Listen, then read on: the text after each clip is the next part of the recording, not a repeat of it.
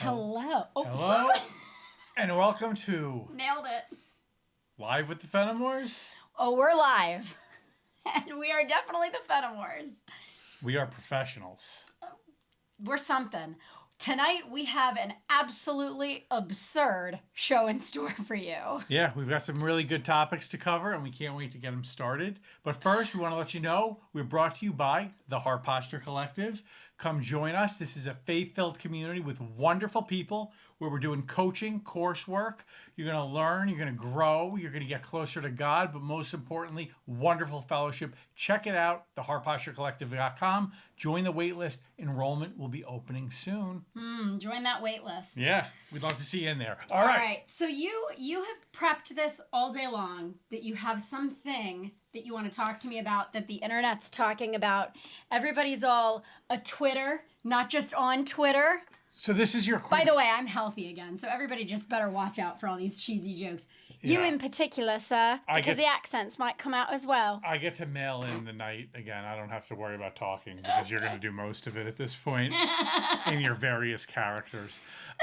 You should be so lucky. So this is your quintessential case of women thinking that guys are off talking about all these things, but really, what are we doing? We're talking about probably the most ridiculous circumstance in the world, or we're trying to field a baseball team using only the letter A as the first name. It reminds me of that meme where it's like a girl and a husband and a wife in bed together, and the wife is there looking angry, and she's thinking with a thought bubble, he's probably thinking about other women. And then it's the man, and he's like, if Jesus was walking on a river, would he be moonwalking on the river, or would it be one of those conveyor belt, like at the airport? Yeah. That's 100% Yeah. men and women. By the way, do you walk on that, or do you ride it? Ride it. It's awesome. Because you're always early. Yeah. People like me. Oh, no, I walk on it. Oh, no, I walk on it. Yeah, I was going to say, you're a New Yorker. I thought if you were Jesus and on the water, you'd just ride that sucker. You're going to surf without a surfboard. Yeah, it'd be awesome. All right, we're getting off topic already. It's young. The night is young, guys, and we're already not focused. Stay focused. You guys are never focused. But in all seriousness, in the airport, you better be walking, and if you're not, you better be off to the right, because the New Yorker in me comes out real fast. I got places to go. First of all, as a mom to a toddler and a preschooler, I'm going to speak up for everybody who rides it like a ride, because the good Lord knows our children do, and boy, do they love it. And so I'm right there with them. All right. So here's the big internet thing going on. Give me the scenario. Some of you have probably heard about it. Here it is. I'm nervous. Should I be nervous? No. I am still. That was of no reassurance. If you can 100 men beat one gorilla in a fight? All right, first of all, I needed a moment of silence, because my first inclination was actually a cartoon spit take, because I made the poor decision to take a drink right before you pitched this absurd scenario. All right, whoa. I didn't pitch it. This is out there. First, I got some questions. Go ahead. 100 men. 100 men. One Are gorilla. they all on the same side, or is it winner take all? No, the men are all on a team. Okay. And it's not like a Royal Rumble where this does strike me as a conversation men would have. Yeah, then. and it's not like a Royal... No, bro. It's not like a Royal Rumble where every 2 minutes the bell rings and another guy runs out. Because that would be decimation. The gorilla would absolutely win that. Yeah, you'd be 0 for 100. He would just be ripping one head off after another. People would tune out after about 17. They'd get the vibe. Some would. Some real sickos. We got to pray for them. Yeah, they need to be prayed for. Okay, next question. Yes. Is this a gorilla in the wild, or is this a slightly domesticated? No, it's a gorilla. Gorilla in the zoo. It's a gorilla. You don't know.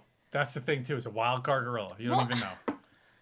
What do you mean? This is the big. Well, first of all, if a gorilla was born in captivity, and they have been socialized to be around humans, and perhaps even associate humans. I have been to the zoo. The ones in captivity, I guarantee, are probably more gross the and most wild. Resentful. Yeah, so the most anti-human. This is the most exciting thing that's going to happen to them. They're ready to go down. It's there. No, that reminds me of the case with the little boy. Harambe? Was that the one where the little boy fell in and the gorilla guarded the child? That's what's so bizarre about this, men talking about fighting a gorilla. Don't do it. It's going to make me sad. I saw a dog in the car today at the parking lot. The windows were only rolled down a little, but So we got to stay think? focused. What do you think? Do you think 100 men could take on one gorilla?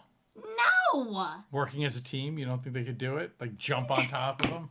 First of all, you and I both know that our neighbors had work done recently and the crew knocked off the head of their mailbox, and we sat and watched a half a dozen men work just standing around contemplating how to get the top of this mailbox back on.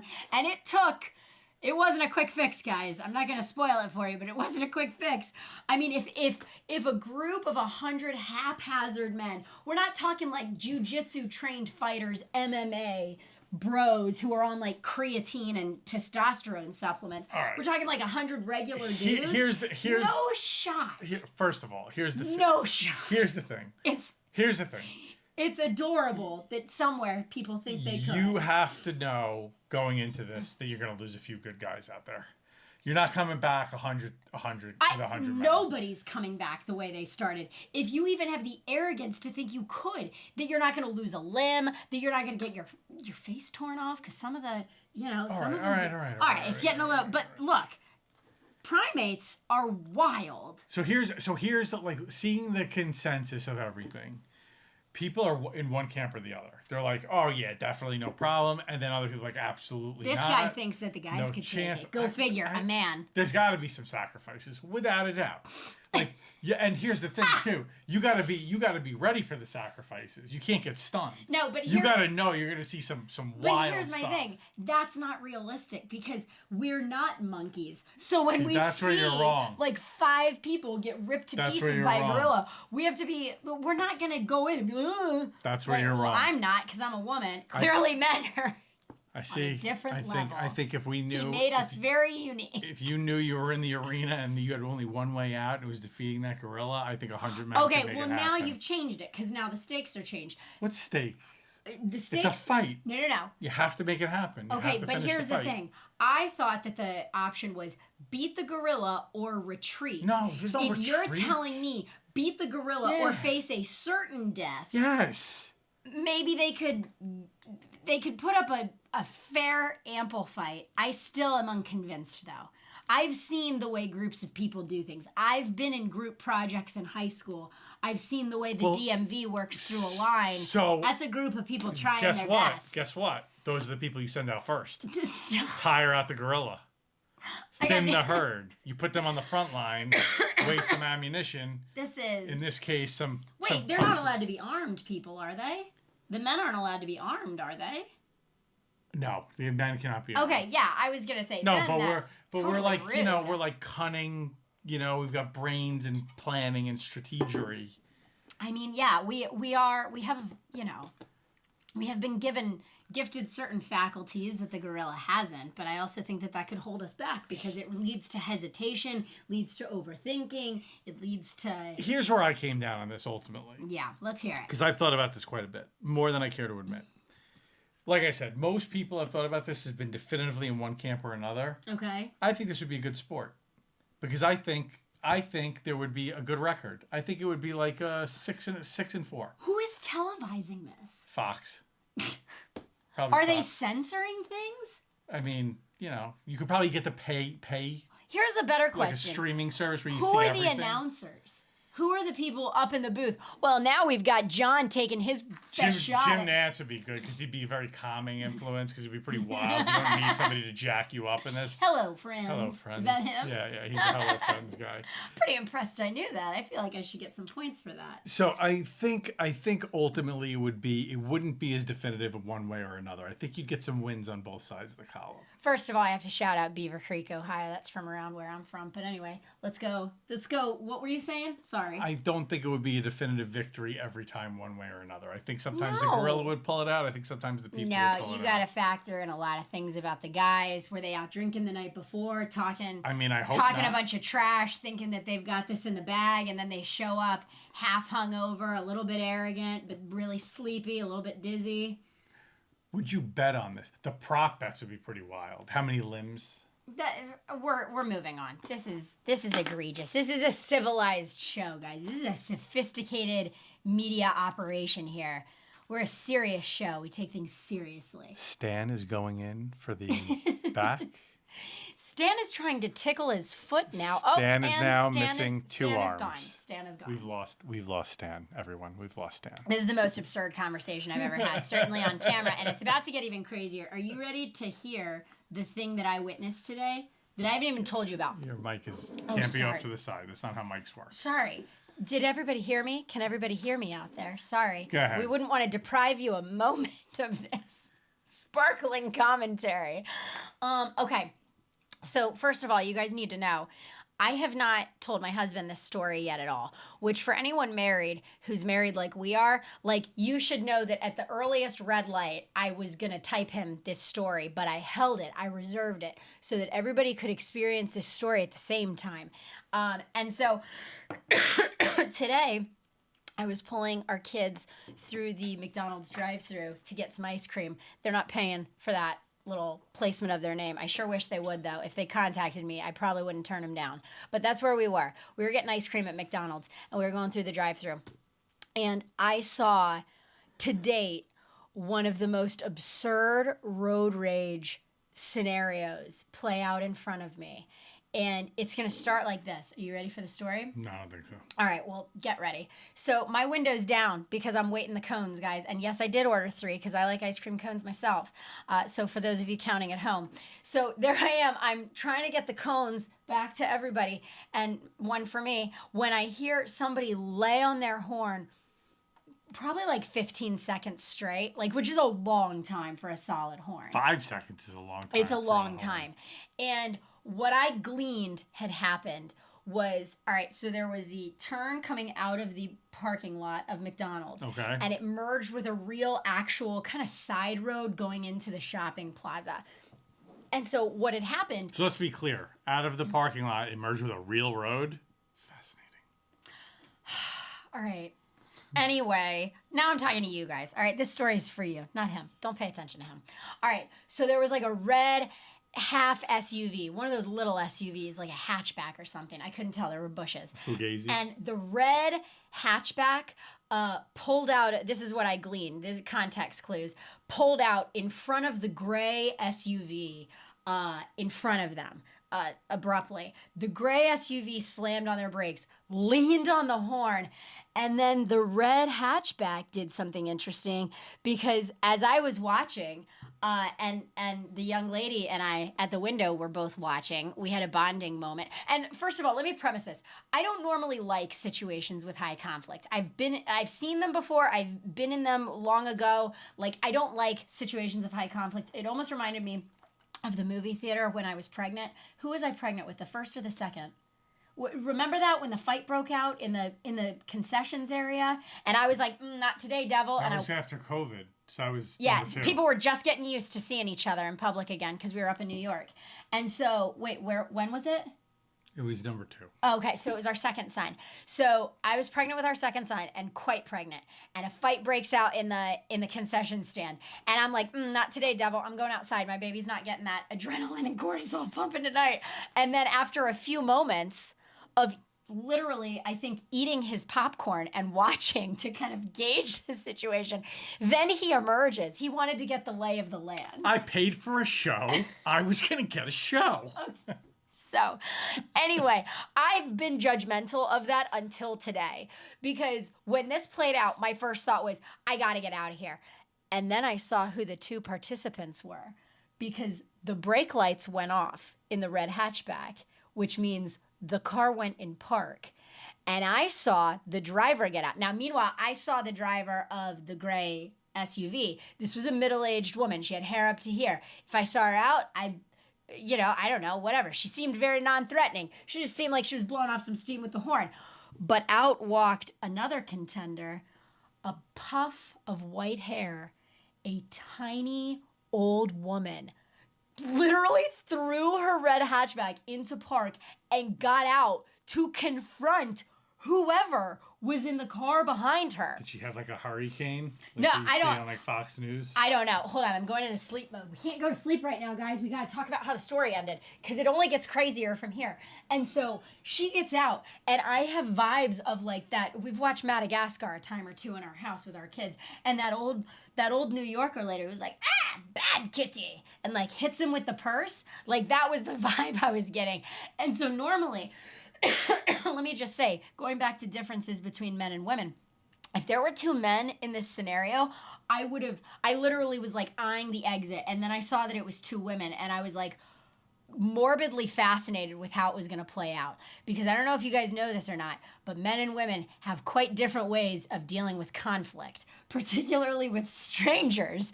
And I was like, okay, if it was men, there was going to be a fist fight, somebody was going to pull a gun. I didn't want to be at the scene of the crime, literally the scene of the crime.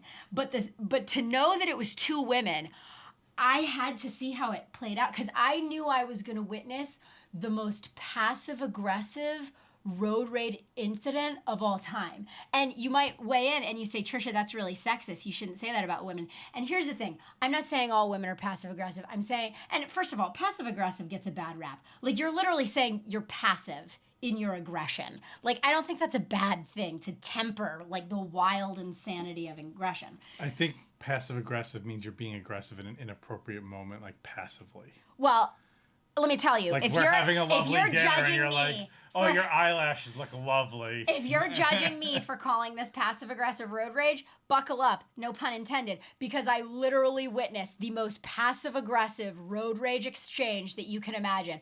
Because the little old lady went up, she said something I couldn't hear, and then I saw her little puff over the bushes, teetering back to her car. Then I see the brake lights go on, and I'm like, oh, okay, she's gonna go again.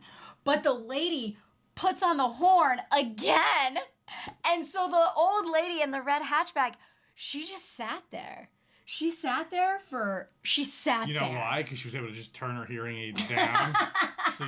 She's like, this is hurting you more than me, lady. Honk away, lady. And the woman in the gray SUV couldn't go anywhere because there were cars going past, so she couldn't, like, pass. It was literally stop sign, red hatchback, gray SUV. There was no place for this lady to go. She was pinned in.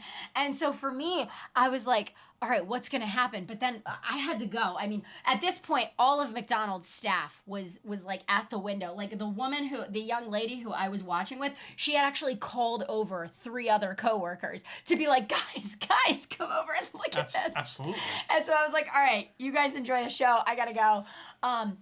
But right then, after a few moments or minutes, the red hatchback turned, and I was like, oh, good. The gray SUV is going to take the high road. She's going to turn the other way because they all spit out to the same street.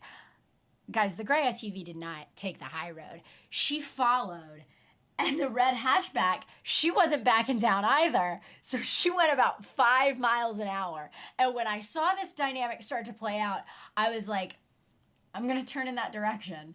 Because I know my women. We're not getting violent, but it is going to be an interesting show to see how the power dynamics play out. Are you sure that's not how fast the old lady normally drove? I mean, she cut off the lady going out, presumably. So she had to have gone a little bit fast to do that. But in any event, so then we're like we're inching, guys. We are inching along. And the lady is laying on her horn like it's going to make it better instead of worse. And I'm just sitting there and our kids are eating their ice cream in the back and I'm eating ice cream. And it's just an absurd thing to watch 2 grown adults be so petty. They don't know each other. Nobody stole each other's man. You know, although that would make it an even more absurd story if the little... How do you know that? We live in Florida now. Crazy stuff happens in Florida. So, 2 strangers just behaving like children, myself included. There I was with my ice cream cone, and I was kind of like, what is going to happen? And so the old lady gets up to the stop sign where you go into a main road, like a big road. And after a very, very long time of sitting at the stop sign, she finally turned. And the gray SUV lady, admitting defeat, she didn't honk at the lady as she left because she knew that would do. Because she had no horn juice. But I happened to catch like one of these where it was like, and I'm like, like honestly, I come on here and I talk about like my sinful nature. I'm the lady in the gray SUV. It wasn't actually me. I wouldn't do that. First of all, and second of all, not at all with the kids. But I wouldn't do that in general. But what I mean is like the impatience. Like it was this hand gesture at the end where I'm like, oh, that's me in the store. Because I do that hand gesture sometimes where I'm like, come on, like let's, can we just? But she didn't race off to anywhere like it was like an emergency. She turned into like a parking plaza. I happen to know. I didn't follow the gray SUV. We just happened to go in the same direction. She happened to go into there was like a workout facility and a few other various there's like a furniture store. I don't know. I'm not an expert, but I don't know where she was going. But she sure was in a hurry, and red hatchback was not going to let her off the hook easy. So that was my absurd story that I witnessed today. I wouldn't take either of them on my team of 100. If that's the gorilla. I turned around. Normally, when I give the kids cones in my car, I try to coach them a little bit. I'm in like the rear view mirror. I'm like, no, you guys got to clean up this side, like facing me. This time, I wasn't able to do that because my head was elsewhere, and it showed. There's a lot of wet wipes to be cleaned up. As the person that gets the cars detailed, doesn't do much good. No, so that's that story. All right. What do you have next? That was exciting. You never know what's going to happen. Especially at a McDonald's parking lot. I mean, Yeah, well. Should we tag them? Should we say, hey, do you want I don't think they're going to want this out there. I barely want this out there. I'm loving it. I don't think so. I don't think that plays. I was. No. All right. Let's move on, shall we? All right. Let's talk about what's going on with Gen Z. That's a great segment. I have a clarifying question. Who's Gen Z again? Is it below millennials? Yes. And above who? Gen Alpha. Why did they get the alpha name? Because what does that mean? Z is the last letter of the alphabet, so then we start over. All right, hold on. I'm going to need some clarity. Have we run through the whole alphabet? Well, Gen X. No, did we start at X, though? No. Like it's an algebra class? I don't know. Is there a Gen M, a Gen P, a Gen T? No, they just have cooler names. Like the Greatest Generation, pretty dope name, but they kind of earned it. Then you have the baby boomers. Also, sounds good. I don't get that. Why are they named that, though? Because you don't know history. Because there were a lot of babies. Oh. Yeah, because everybody was home from the Greatest Generation was home from war. Oh, everyone was celebrating. And they were very happy. Baby boom. Ah. Oh, that makes sense. Yeah, like a hurricane baby, but for like a generation. So people, it was like a hurricane for like 20 years. Do you know statistically more people are born in September because they think around the holidays people are getting busy. A little office parties. A little merry. Hopefully you work with your spouse. Hopefully that's the case that you're weaving here. Otherwise, it's horrifying. All right, so what's going on with Gen Z? Holidays. Who are they? They're like 25 to 15? Yeah. I don't know about 15. Oh. Maybe 15. All I don't know. They're like 25. They're like the people that are just entering the workforce right now. Okay. So right now there's this new phenomenon that's happening allegedly that I just read about. Okay. I don't know how many of you live in big cities or have to do a commute where you're not driving, but you take quick the pulse train. check where you guys all tuning in from. Yeah. But if you don't have to drive in and you take a train or a bus or public transportation, it's very important to have some sort of entertainment, whether it's your phone, headphones to listen to a podcast or some music. A book. A book. That's a good one. Yep. A Kindle. Kindle, for great. The new agey. So apparently, crazy kids and your crazy technology. Gen Z has decided that they are not going to do anything. They're just going to stare you in the eyes and look at you. Wait, what? Deep in your soul. Wait, they make eye contact or they just sit there? They sit there, but some of them are going the next step and actually looking at you right in the face. So they're sociopaths. To make you feel uncomfortable. So they're psychopaths. Allegedly. Some of them are saying they're doing it intentionally to make older people feel uncomfortable because they're blaming them for making them return to the office. Because they don't want them to be coming back to the office. I mean, yeah. I feel like younger people are a little more in tune with putting the phones away and like putting technology down because they kind of see what's going on. Where like people are super into it and probably too into it. So I feel like that's very intriguing. My question is, at what point does it become psychotic? Because you want to talk about a 15-minute commute. That's cute. That's cute. You want to talk about an hour and 20-minute commute where you do nothing but sit there. I mean... Well, this is like the cousin of the people that go on like a 7-hour plane ride and they don't do anything. They just sit there like in jeans and just stare forward. Do they sleep? No. That's part of like the challenge that they do. They don't sleep. They don't eat. Who they wins don't drink. the challenge? Who wins this challenge? I don't know. Who invented this challenge? I don't know. They like go on Snapchat. Are they recruiting for the gorilla fight? They go on like Seeing who's insane? The Snapstagram or whatever, and they tell people about it. The TikTok. You're definitely not Gen Z. They go on the TikTok and they tell everybody about it. So they just sit there. They just sit there straightforward. This is their nom. This is their battle. This is their. I'll be intrigued to see how that works out in like later life. And I'm being very sincere in that. I feel like that would be a really interesting exercise in focus. Maybe I should try it. I work from home, so the commute's gonna be really short, guys. Well, but that's good. So is my attention span. Someone did say, and this I actually respect. The reason they do it is if they do it. Like if they're not like looking at their phones, scrolling social media, reading the news or whatever, they're also not checking their work email. And so like out of spite, they're like, when I was working at home, I started my day at 8:30 in the morning. But wait, we keep going back to spite. Is that really the motivation? Because that's not a healthy motive for anybody, I don't think. No, but it could be an effective one. Well, yeah, I mean, sure, depending on the outcome. But what I'm wondering is, even back when you had to do nothing on the train, when you didn't get technology, what was it? The baby boomers, the greatest generation? When was newspaper? When were they invented? Is this a joke? It was the greatest generation had newspapers. I know by that. I kind of knew. I like 75% knew. It was way before that, but okay. Was that what Thomas Jefferson did in a printing press? That was Ben Franklin. We're getting closer. I always mix those two up. Anyway. We're doing great. Thomas Jefferson wasn't president, was he? Ben Franklin wasn't. Ben Franklin was not president. Thomas Jefferson was president. Our third president. The Louisiana Purchase. Third. There was who was first? There was George Washington. And then who was second?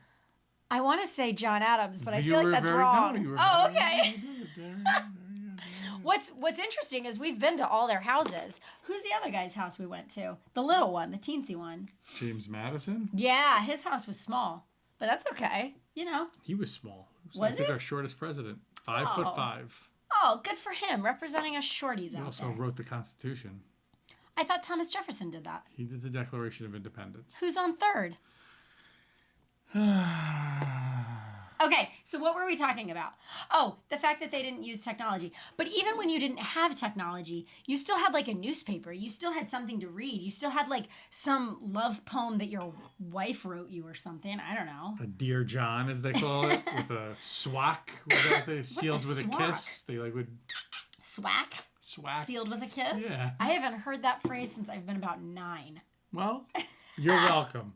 Now it's back on the forefront of your mind. Right where it should be. Obviously, I'm not sealing my love letters to James here in the proper way. See what I got? I don't even get like lipstick on the mirror.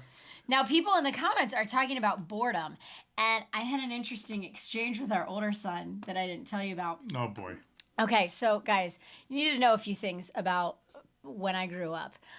When I grew up, there were a few phrases that were they were catchphrases in our home. One of which was my mom had a very extensive vocabulary, and anytime I would ask what a word meant, she would just look at me in the same tone and say, "Look it up." And I'm like, well, can't you just, I was like sitting across the kitchen table. Can't you just tell me what it means? And she'd go, look it up. If you really want to know, look it up. Now. So I would have to, for our younger audience, I would have to step down from the kitchen stool, walk my way over to the family room, living room. I don't know. I never got them right. And then I'd have to open a credenza unit and pull out a massive red book, of which I have down in my office. It's not the same one. It's a replica. that is a dictionary. And I had to sit there and I had to try to guess what it was spelled like. And then I would have to ask sometimes, and I go, I don't know what letter comes next. She would give me a couple hints in that regard. I never remember getting a definite. I always got, look it up. And the seeds were sown for me as a writer. My book is right over there. Pray for them. Here I am. Twofold. God sowed the seeds. One, you're a sucker. Why? I'm going to tell you why right now. First of all, call her bluff. Maybe she don't know. Maybe she don't know. She always knew. Maybe she don't know. How do you know? She never told you? Because I always looked it up. But then she didn't. But she never told you what it meant. Maybe you were telling her what it meant. Maybe she didn't know. So you're a sucker. I did do well in reading standardized tests with reading context, because sometimes I would get lazy and I'd just assume what it meant based on the context. Two. But wait, I haven't even gotten to the story, but go on. Two. All right. Because you did it, she knew you would do it again and again and again. This is why boys, being the little snots that we are, be like, no. And because our parents, you go off and fight a gorilla then. So you tell me who's got a better frame of mind here. Instead of having good vocabularies, we have discussions about fighting 100 of us getting together, having a few beers and fighting a gorilla. It's true. That's true. And we don't do it with an extensive vocabulary, I might add. No, but okay. they would because your parents love you, they would say, all right, I don't want my kid to grow up to be a moron. Okay. I'll tell him what it means. So you're saying all I had to do was hold out that one time. That one time, and she would have cracked. She wouldn't have. Trust me, I tried. Well, it was one or the other. I'm a very stubborn person. See, I don't think she always knew. She might have known some of the time, but maybe not all the time. All right. There was at least one or two where she wasn't sure. She was like, "Ooh, I hope I'm right on this one." Actually, time out. I think the first time she wasn't confident, and that's how it started. Look it up. And then Illuminate us all. Afterwards, she probably knew every time. And then it became a game. Yeah, but the first time she just wasn't sure. She was like, "Oh." She knew she'd get a few minutes of quiet out of me because I'd be over in the family room or the living room, whichever one it was, like dishing through this giant red dictionary. I'm going to bring it next week. I'm going to show you guys that I have this dictionary. I think of it very fondly. As frustrating as it was in the moment, it really did sow wonderful seeds. Now that you mention it, I don't think that word works there. So anyway, look it up. Oh, that reminds me.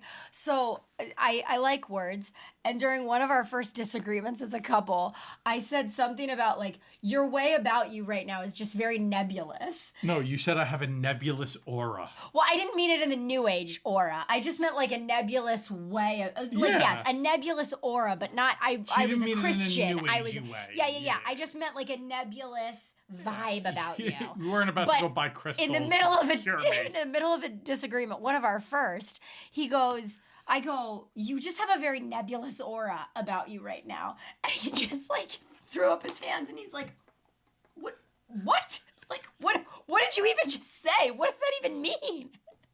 And then we both just started laughing because I was like, a nebulous aura. Like, how do you not know what I'm talking about right now? I don't know, because I speak English. So anyway, earlier today with our older son, he said the phrase that I have been waiting for as a mom. Oh, I've been waiting for it. He said the two words that I've dreamt. What's it going to be like, Trisha, your day as a mom when you first hear this phrase come out of your child's mouth? He said, I'm bored. And I was organizing something in the bathroom, and I just like ducked my head out of the room to him, and I go, well, you know, only boring people get bored. Wait, what is it? Only boring people get bored.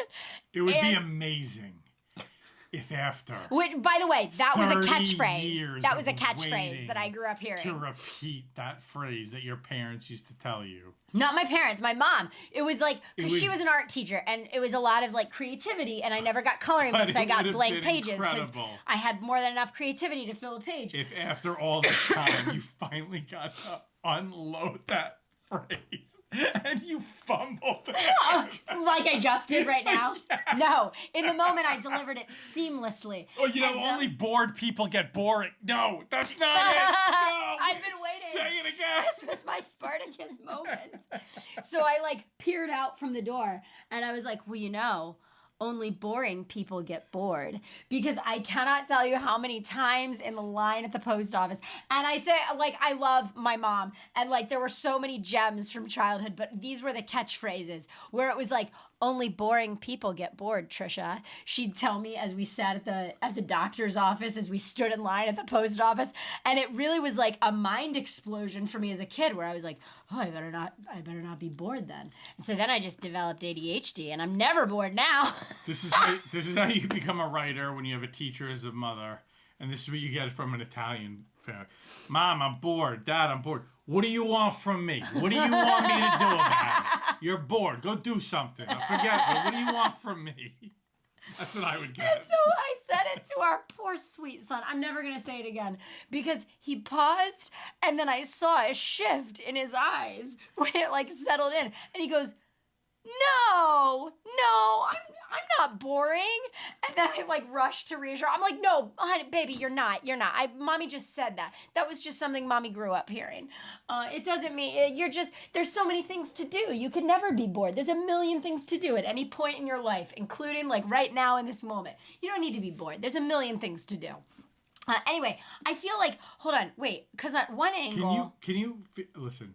What are you talking about? Well, first of all, okay, Instagram's not going to get this because what I'm about to refer to is right here. What's the problem? The flame, when I adjust, it looks like I'm a disciple at Pentecost. Relax. With the flaming tongue over my head. Like if I sit Anyway, I'm giving you full permission. just like this. Stop. I love them. I just didn't realize every time I'd shift in my seat, it would look like my hair's on fire. That's for our friends on Facebook and YouTube. Sorry, Instagram. You're not going to get that. I don't know if anyone else is enjoying tonight's show, but I sure am. I'm just happy to be healthy again. Feel free to use my, what do you want from me? Leave me alone. I do this often, and I got news for you guys. This was not something that happened to me until I met my sweet, darling husband here. Yeah, no, it's a good one. It's nice. How many times am I going to tell you to put your shoes on, though? You survived 5 years in New Jersey not doing this. Marry me, and now it's here. Oh, man. All right. Shout out to anyone in New Jersey, by the way. So you got to... and Long Island. You got to finally say... And everywhere. You, Shout out to everyone everywhere. Shout out to Earth. If you're here, we love you. We sure are thankful you are. Shout out to Earth. Anyway, what were you saying? Nothing. You finally got to say your big catchphrase. And you I didn't did, fumble and it was literally gut-wrenching to me. I'll never say it again. Because the look in his eyes, I never want to see that look in my child's eyes ever again. It is a little mean. It's true, though. Or is it one of those things where it's just been told to me so many times that I believe it? I mean, let me ask you a question. Were you bored as a kid? Yes or no? Sometimes, yeah. Are you a boring person? Well, I'm not... Coached. One-on-one coaching is open. I actually think boredom is one of the most underutilized resources, and I sure would like to have more of it in my life, because I don't know about you guys, but sometimes when I'm bored, I pick up my phone, and I sure wish I wouldn't, because in the moments where I'm bored when I don't, I have very interesting ideas. Probably from the fact that I was pressured never to be bored. And so, no, I'm just kidding. It's usually when I start getting blamed for things around the house. Why are there crumbs? Yeah. There are always crumbs. You didn't even make anything that should create crumbs, and yet there's crumbs. I don't understand. The kids aren't tall enough to get crumbs on the counter. Why don't we go out to your car? Every time you start complaining about the mess that I made, well, let's just go out to the car. First of all, the ice cream on the straps has already been addressed. Yeah, sure it has. Sure it has. Second of all, you don't need to make this you don't need to make it a personal attack, okay? Yeah. There may or may not be a few things in the door of my car. I feel like we've discussed this. I've confessed this. There's a few things in the door of my car because you drove it one time in a month, and there are things. They go in my door. I got things to do. Somebody cleans it up. Your chin is jutting out. Oh, you do look really handsome though right now. Really handsome. Is this why you torment me with the car? So I do this thing with my chin that makes me look handsome, apparently? He looks so handsome when he's frustrated. Is this the Sometimes. game? Is this the game we play? Now One I of get them. It. Now I get it. Now I know why. Oh, I find tissues in my door. Look, sometimes they're mine, sometimes it's the kids, sometimes who knows what. But, Who knows whose they are? So it's a fun game we get to play. It is. You never know. It's a mystery. All right. Anyway. Well, I think it's... What a successful show. Guys, thank you so much for tuning in to Live with the Fenimores. In case you didn't know, we're completely live. There's no editing. I still say... And it shows. I still say 100 dudes can make it happen. First of all, the first 7 are gone. They gotta be a team. is- They gotta be one cohesive unit.